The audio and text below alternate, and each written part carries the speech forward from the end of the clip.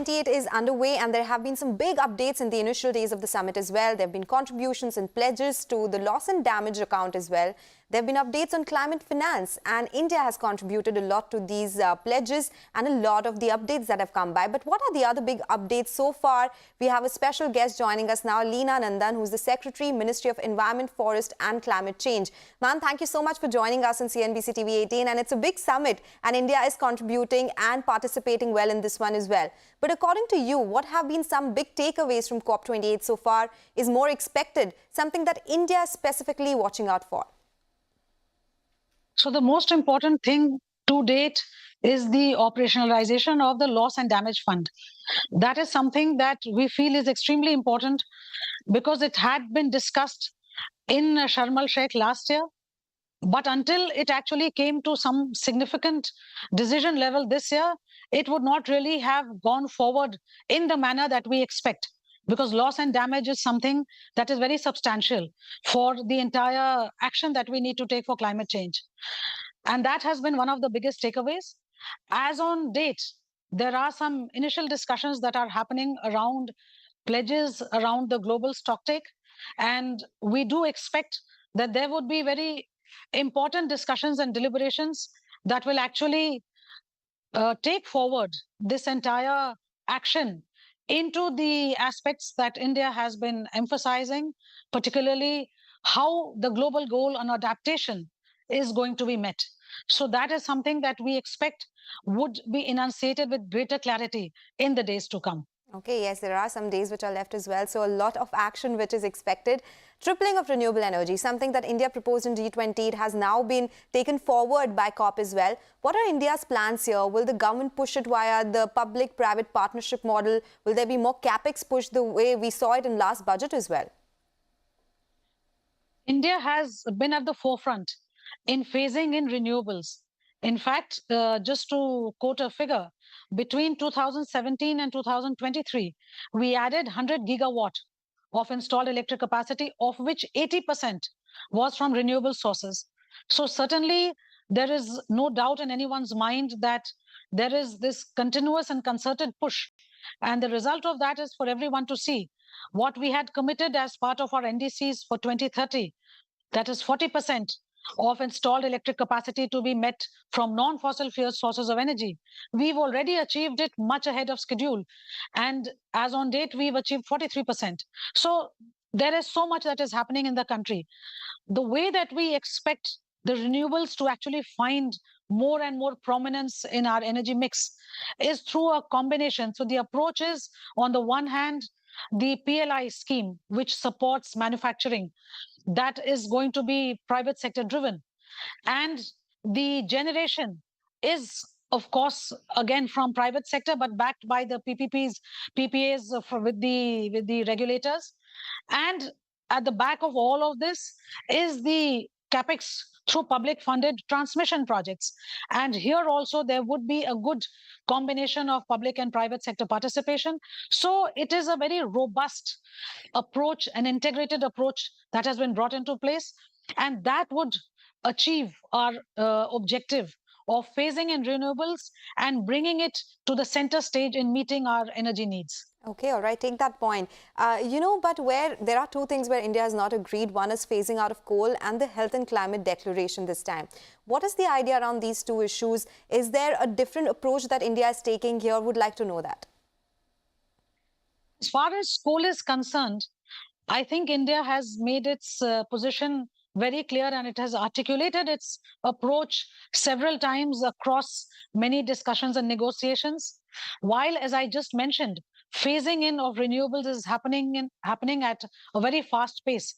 At the same time, for energy security of the country, for predictability, stability, and quality, the dependence and the requirement of coal-based power is not going to reduce and not going to be less in the short run. So therefore, India, while it agrees that the phasing in of renewables is important, any singling out and especially saying that coal has to go and coal has to be phased out is not something that we are that we are in agreement with, and that is what we have been maintaining all along. So that is the approach as far as coal is concerned. You also spoke about some declarations on health that we had some reservations about. Here we feel that health is actually an adaptation sector. The health of people in India and across the world is actually adversely impacted by climate change. So health needs a lot of adaptation support.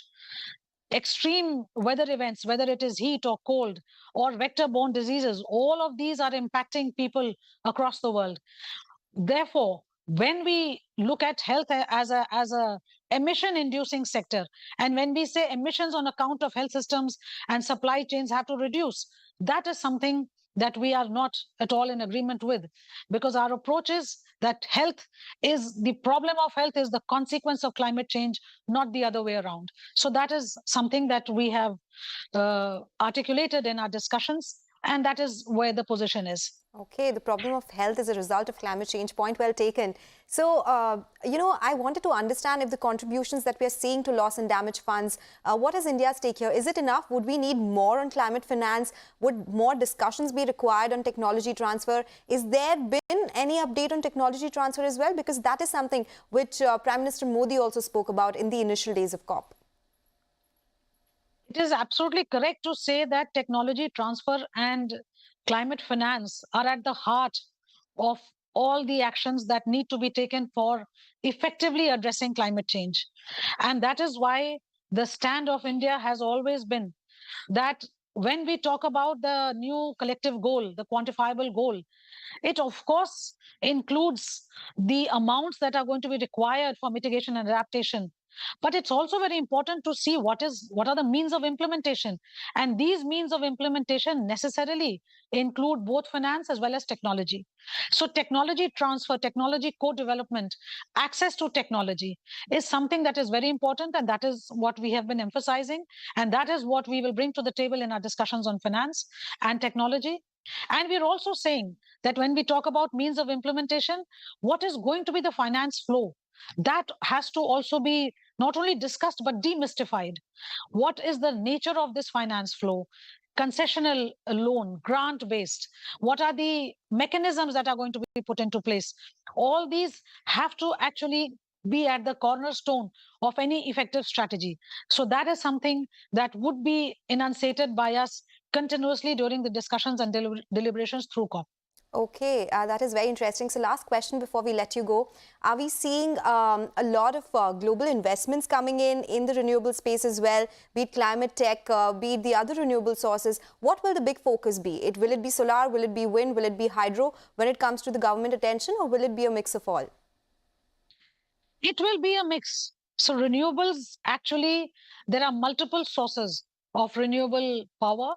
And we do expect that with this great emphasis on bringing renewables to the center stage as the primary source of energy, all manner of harnessing renewable sources of power will actually be discussed, and that is where the technology actually will play a very important role. So I do think that these are very interesting times, and they will be very meaningful and impactful in COP, and of course as a follow-up to COP in the form of specific projects and actions that would be taken by all stakeholders. As I mentioned, the renewable energy arena encompasses all stakeholders. So manufacturing, private sector investment into generation, public funded evacuation and transmission projects, all of them play a very important role. And that is the shape of discussions for all types of sources of power, be it solar, be it wind, or any other forms of renewable energy. Okay, all right. Ms. Nandan, it was a pleasure speaking with you. Thank you so much for joining us with all your insights, India's plans at COP, and what India is planning in terms of climate action going ahead as well. Thanks a lot for joining us today. Thank you. And with that, we'll slip into a short break, but don't go anywhere. An interesting chat with UNDP India is lined up next.